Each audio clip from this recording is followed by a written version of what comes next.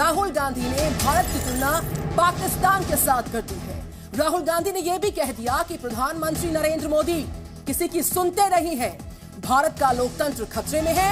संवैधानिक संस्थाओं पर हमले किए जा रहे लगातार। लंदन में मौजूद आइडिया फॉर इंडिया के इस मौके में बड़ी बातें जो राहुल गांधी ने कही वो सुना रहे हैं आपको। जमकर निशाना साधा अपने मुल्क पर। क्या कहा राहुल गांधी ने, सुनिए जरा। What the gentleman reflects is that a destabilized India, a India which spirals out of control, is a problem for the globe. It's not just a problem for us. Democracy in India is a global public good. It is a central anchor, right, for the planet. Because we are the only people who have managed democracy at the scale that we have. Nobody else has been able to do it. We are 3 times the size of Europe, and we have managed it for the last, many decades. If that cracks, it is going to cause a problem for the planet. And that's what I think the United States is realizing. When you stifle conversation at the national level, you also stifle conversation in the Prime Minister's office. Please understand that. You cannot have a country that is not allowed to speak and then a Prime Minister's office that tells the Prime Minister the truth. You cannot have those two things. The Prime Minister has to have an attitude, I want to listen. And then from there, everything flows down. Our Prime Minister doesn't listen. And because our Prime Minister doesn't listen, no bureaucrat thinks he needs to listen. I was talking to some bureaucrats from Europe, and they were saying that the Indian Foreign Service is completely changed. They don't listen to anything. They're arrogant. Now they're just telling us what orders they're getting. There's no conversation. You can't do that. तो राहुल गांधी को हिंदुस्तान में पाकिस्तान नजर आ रहा है। Ideas for India का सम्मेलन, अंतर्राष्ट्रीय मंच, और जिस तरीके से उन्होंने अपनी किरकिरी करी, अपने देश की किरकिरी की है, जो बड़ी बातें कही उस पर बात करेंगे। रविंद्र कुमार जुड़ चुके मेरे साथ। Very good morning Ravindra. साथ ही साथ मेरे साथ खास मेहमान है Shehzad Poonawalla. Very good morning Shehzad. आपके पास आऊं से पहले रविंद्र कुमार के पास जाऊंगी। रविंद्र कुमार, जिस तरीके से अनर्गल बयानबाजी, बड़बोलापन अंतर्राष्ट्रीय मंच पर राहुल गांधी ने किया, पीएम का अपमान करते करते देश का अपमान कर बैठे। खामियाजा भुगतना फिर होगा राहुल गांधी को।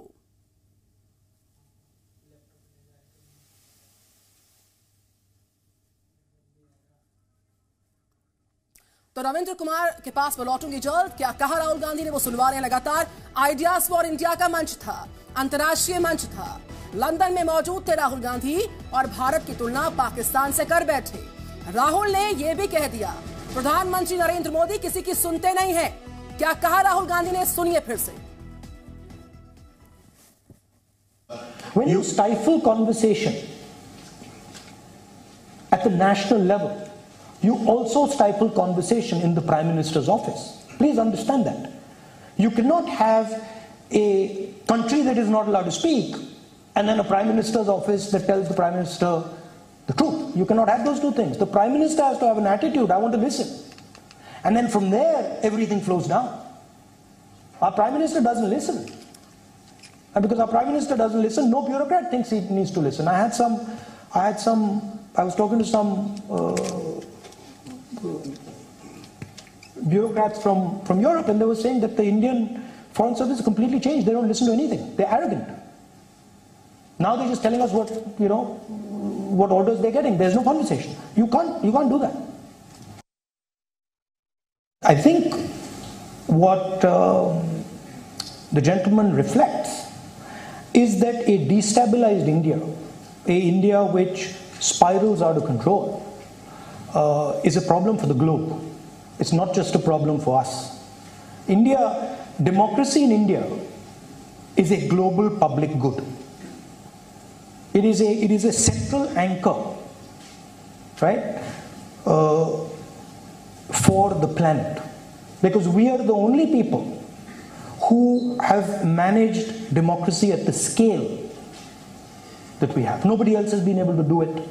We are 3 times the size of Europe, and we have managed it for the last, many decades. If that cracks, it is going to cause a problem for the planet. And that's what I think the United States is realizing. और इस खबर पर बात करने के लिए मेरे साथ रवि त्रिपाठी हैं। Very good morning Ravi. साथ ही साथ रविंद्र कुमार लाइव मेरे साथ और खास मेहमानों में शहजाद पूनावाला मेरे साथ। Very good morning Shehzad. Ravindra Kumar, Bharat जो है अच्छा देश नहीं है और लोकतंत्र खतरे में है। प्रधानमंत्री नरेंद्र मोदी किसी की सुनते नहीं। गलत मंच, गलत मौका, गलत जगह चुन बैठे राहुल गांधी एक बार फिर से। देखिए निधि, जब पेट्रोल डीजल की बात देश के अंदर करेंगे राहुल गांधी, तो ये सियासत होगी विपक्षी नेता के तौर पर भी, और वो करना भी चाहिए स्वस्थ लोकतंत्र के लिए। अगर वो आर्थिक मुद्दों पर घेरते हैं तब भी, चाहे धर्म के आधार पर घेरे या जिस मुद्दे पर उठाए देश के अंदर में, तो स्वस्थ परंपरा होगी लोकतंत्र को लेकर। वो विपक्षी पार्टी का नेता के तौर पर वो अपना धर्म भी निभाए, लेकिन अंतर्राष्ट्रीय मंच पर, अंतर्राष्ट्रीय ऑडियंस के सामने अगर देश के बारे में इस तरह की बात करेंगे, डीप स्टेट कहेंगे और पाकिस्तान से इसकी तुलना करेंगे, तो जाहिर सी बात है, अभी शहजाद भी इसी बात को दोहराएंगे आपको आगे चलकर, कि ये देश का अपमान कर रहे हैं, देश को बदनाम कर रहे हैं। और जाहिर सी बात है, देखिए कल ही जयपुर में पार्टी पदाधिकारियों को संबोधित करते हुए प्रधानमंत्री नरेंद्र मोदी ने कहा कि विपक्ष आपको भटकाने की कोशिश करेगा। शहजाद भी कार्यकर्ता है, आप उससे भटकना नहीं है, हमारा एजेंडा सिर्फ विकास विकास विकास। और पिछले 8 साल से प्रधानमंत्री ने कभी भी इस एजेंडे से बाहर की कोई बातें नहीं की है। और जब पूरे विश्व में भारत का डंका एक तरह से बज रहा है, आप देखिए यूक्रेन मसले पर किस तरह से भारत का स्टैंड रहा है, कोरोना मामले को लेकर भारत को किस तरह से ख्याति मिली है, बावजूद उसके अगर उसको पाकिस्तान से तुलना कर रहे हैं, तो एक नागरिक के तौर पर भी राहुल गांधी को सोचना चाहिए कि वो के साथ मैं आपके पास आ रही हूं। देश का नाम, देश के प्रधान सेवक का काम अंतर्राष्ट्रीय मंच पर उछालना फिर महंगा पड़ेगा राहुल गांधी को। देखिए, दुख की बात यह है कि कुछ लोग प्रधानमंत्री नरेंद्र मोदी और बीजेपी का विरोध करते करते देश के विरोध में उतर आते हैं। इनको मैं कहता हूं, ये भारत बदनामी ब्रिगेड है। और बार बार जिस प्रकार से कभी राहुल गांधी विदेश जाते हैं, भारतीय संस्कृति पर सवाल उठाते हैं, कभी वो आरएसएस की तुलना मुस्लिम ब्रदरहुड से करते हैं, कभी वो जाकर कहते हैं कि भारत का लोकतंत्र खतरे में है और भारत के लोग जो है क्योंकि ध्रुवीकरण हो रहा है इसीलिए वोट दे रहे हैं। मतलब कि पूरे भारत के लोगों पर ये एक आरोप लगाना कि वो सांप्रदायिक है। जिस प्रकार से परिवार तंत्र पर खतरा आने की वजह से अब उन्हें लोकतंत्र में खतरा नजर आता है और भारत की जनता पर ही सवाल उठाते हैं, वो भी विदेशी धरती पर। यह दिखाता है कि किस प्रकार से राहुल गांधी बार बार देश विरोध में उतर आते हैं, एक व्यक्ति विरोध के चलते चलते। परंतु आज सवाल यह भी पूछा जाना चाहिए कि राहुल गांधी आज अगर विदेश की धरती पर, ये पहली बार ऐसे नहीं कह रहे, अमेरिका से भी इन्होंने पहले कहा है कि उनको भारत के डेमोक्रेसी में हस्तक्षेप करना चाहिए। आज फिर से जाकर भारत के खिलाफ बोल रहे और पाकिस्तान से तुलना कर रहे हैं, श्रीलंका से तुलना कर रहे हैं। जहां पर श्रीलंका की उन्होंने बात की, उनको पता होना चाहिए कि आज भारत में सबसे तेजी से बढ़ने वाला अर्थव्यवस्था है। आजकल अगर आपने देखा, भारत को सबसे ज्यादा एफडीआई मिला है। आप देखेंगे अगर तो भारत के सबसे ज्यादा फॉरेन एक्सचेंज रिजर्व्स है। और जिस हालत में भारत को यूपीए सरकार ने छोड़ा था, जिस प्रकार से उस समय पर 10% की इन्फ्लेशन हुआ करती थी, जिस प्रकार से महंगाई हुआ करती थी, जिस प्रकार से फ्रेजाइल 5 में हुआ करते थे, आज वर्ल्ड लार्जेस्ट ग्रोइंग इकोनॉमी बनकर रुके हैं हम लोग। इस पर तुलना करने के पर आती हूं ना, देखिए अंतर्राष्ट्रीय मंच का चयन करना और जो भारत की स्वस्थ परंपरा है, लोकतंत्र की स्वस्थ परंपरा है, उसका अनुसरण नहीं करते हुए लेफ्टिस्ट से घिरे बैठे राहुल गांधी उन्हीं की भाषा बोलते आइडियाज फॉर इंडिया के सम्मेलन में नजर आते हैं। इसी सवाल के पास इसके साथ जाऊंगी रवि त्रिपाठी के पास। रवि, तर्कों का अभाव, तथ्यों का अभाव, गलत जगह का चयन फिर से करना, अपनी ही पार्टी जो है वजूद खो रही है, उसके बावजूद आपने अंतर्राष्ट्रीय मंच पर देश का अपमान कैसे कर दिया? नहीं, देखिए राहुल गांधी मंच ढूंढ रहे हैं। यहाँ अभी चिंतन शिविर में भी राहुल गांधी ने तमाम सारी बातें कही, लेकिन उनको लगता है कि कहीं ना कहीं उनकी बातों को दिखाया नहीं जाता है, सुनाया नहीं जाता है, तो वो चले जाते हैं विदेश। और विदेश जाकर लगातार इस तरह की बातें करते हैं। इससे पहले भी आप याद कीजिए कि लंदन में 2018 में राहुल गांधी गए थे और जब घिरे थे, जब उनसे सिखों के दंगे को लेकर सवाल पूछा गया था, 1984 के दंगे को लेकर सवाल पूछा गया था। अभी 23 तारीख को उनका इंटरव्यू होगा बकायदे, और उसमें अगर कोई सवाल गलती होती है तो वो भी मामला उठेगा। तो लेकिन राहुल गांधी खुद ऐसी गलतियां करते हैं और जिन गलतियों की वजह से उनकी पार्टी को खामियाजा भुगतना पड़ता है। देखिए अभी सितंबर महीने में राष्ट्रीय अध्यक्ष का चुनाव होना है और लगभग सब लोग जान रहे हैं कि राहुल गांधी को ही अध्यक्ष बनना है। तो एक प्लेटफॉर्म तैयार किया जा रहा है राहुल गांधी को फिर से विपक्ष का नेता बनाने के लिए। इस तरह की बातों के जरिए उनको कहीं ना कहीं लाइमलाइट में लाने की कोशिश कांग्रेस कर रही है। लेकिन लाइमलाइट में लाने के लिए आप जिन मुद्दों का चयन कर रहे हैं, जिन बातों का चयन कर रहे हैं, जिस धरती का चयन कर रहे हैं, जिस तरीके के सवाल उठा रहे हैं, आर्थिक स्थिति में आप श्रीलंका से तुलना कर रहे हैं, राजनीतिक स्थिति में आप पाकिस्तान से तुलना कर रहे हैं, जो किसी को पचेगा नहीं और आमतौर पर देश की जनता ये नहीं चाहती है। तो गलती राहुल गांधी करते हैं जिसका खामियाजा उनको भुगतना पड़ा है। लेकिन 2019 के चुनाव में उनको अमेठी से चुनाव हारना पड़ा, जो उनके सदियों से उनकी सीट रही है, उनके परिवार की सीट रही है, उससे हारना पड़ा। तो राहुल गांधी की गलतियों का खामियाजा कांग्रेस पार्टी को भुगतना पड़ता है। देखिए आप लंबे समय तक तुष्टीकरण करते आए, इसका आरोप बीजेपी आप पर लगाती रही। अब आप कह रहे हैं कि बीजेपी ध्रुवीकरण करके चुनाव जीत रही है। तो भाई पंजाब में कौन सा ध्रुवीकरण हुआ, बंगाल में कौन सा ध्रुवीकरण हुआ, तो केरल में कौन सा ध्रुवीकरण हुआ, दिल्ली में कौन सा ध्रुवीकरण हो रहा है, जहां अलग अलग पार्टियां जीत रही है, बीजेपी को हरा रही है, लेकिन आप नहीं जीत पा रहे। कहीं ना कहीं आपके में कमी जो है उसको सुधारना पड़ेगा राहुल गांधी को। राहुल गांधी के लीडरशिप को लेकर जो दिक्कत है तो कांग्रेस पार्टी के नेता जानते हैं लेकिन बोलेंगे नहीं, क्योंकि उनके पास ऑप्शन नहीं है। गांधी परिवार में ये नॉर्मली मान के चला जाता है कांग्रेस में कि चाहे तो सोनिया गांधी, चाहे राहुल गांधी या प्रियंका गांधी, इसके अलावा कोई ऑप्शन नहीं है। आगे उनको जाना नहीं है क्योंकि इस बात का डर है कि अगर सत्ता किसी के पास गई तो कोई नरसिम्हा राव जैसा स्थिति ना हो जाए कि सत्ता उनसे निकलती जा रही है, उनकी बात नहीं सुनी जा रही है। तो यहाँ गांधी परिवार को हावी रखना है और राहुल गांधी को ही नेता बनाना है, जिनकी गलतियों की वजह से पार्टी। शहजाद पूनावाला, भारत के अंदरूनी मसलों की बात भारत में रहकर भारत के अलग अलग मंचों से अलग अलग मौकों पर उठाना एक स्वस्थ परंपरा का पालन होता है। आप कीजिए, इसकी आजादी है और आप करते आए हैं। लेकिन गलत मंच को चुनना, विदेश में बैठकर भारत के खिलाफ अनर्गल बयानबाजी, इसके खिलाफ आप कैसे आवाज उठाइएगा?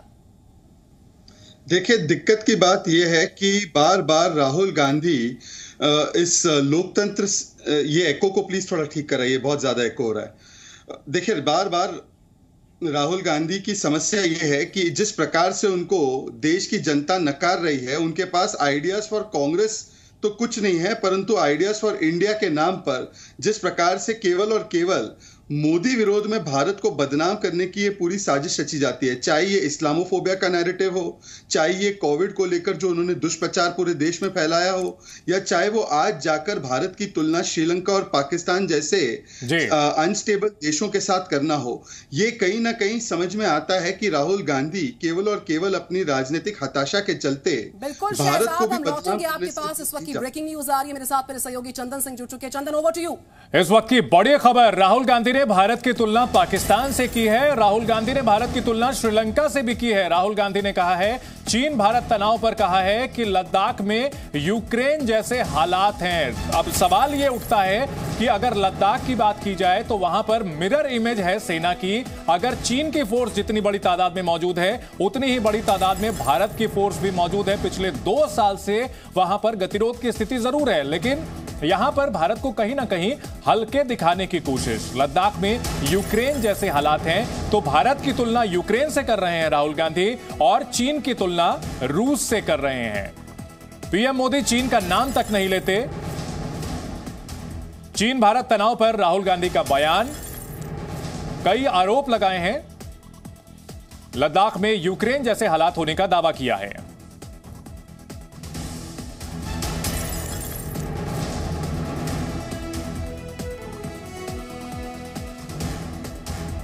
राहुल गांधी जो कि आइडियाज फॉर इंडिया नाम के कार्यक्रम में हिस्सा लेने के लिए लंदन गए हैं, उनके साथ विपक्षी पार्टियों के दूसरे नेता भी शामिल हैं, लेकिन वहां पर राहुल गांधी का विवादित बयान, भारत में रहने लायक हालात नहीं है, भारत की स्थिति उन्होंने पाकिस्तान से तुलना की है।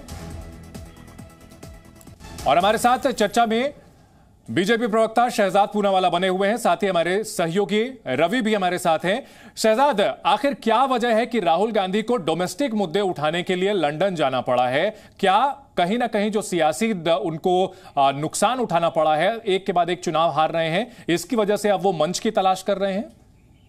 देखिए हमेशा से कांग्रेस पार्टी की यही रणनीति रही है कि कभी वो चाइना के साथ एमओयू करते हैं, जब डोकलाम क्राइसिस होता है तो चोरी छिपे वो चाइना के राजदूतों से मिलते हैं, बार बार चाइना के प्रोपेगेंडा को फैलाते हैं। आज राहुल गांधी जो चाइना के विषय में ये सारी बातें रख रहे हैं, पहले तो उनको ये जवाब देना चाहिए कि क्यों कार्ति चिदम्बरम ने पैसे लेकर चीनी लोगों को 250 से अधिक वीजा दिलवाने का, जो राष्ट्रीय सुरक्षा के साथ भी खिलवाड़ था और भ्रष्टाचार भी था, वो कार्य किया। उस पर तो उनकी जुबान नहीं खुलती। उनको ये बताना चाहिए कि अक्साई चीन के साथ साथ जिस प्रकार से हजारों किलोमीटर जमीन जो चाइना को दे दी गई उनके परिवार के शासनकाल में, आज तक उसके बारे में उन्होंने कोई टिप्पणी नहीं की। उन्होंने जिस प्रकार से भारत के आर्थिक हितों का समझौता किया और ट्रेड डेफिसिट चाइना के साथ 33 गुना बढ़ा यूपीए के दौरान, जब आरजीएफ में चाइना का चंदा आ रहा था। Presenting B News app available on Google Play and App Store. Download it now.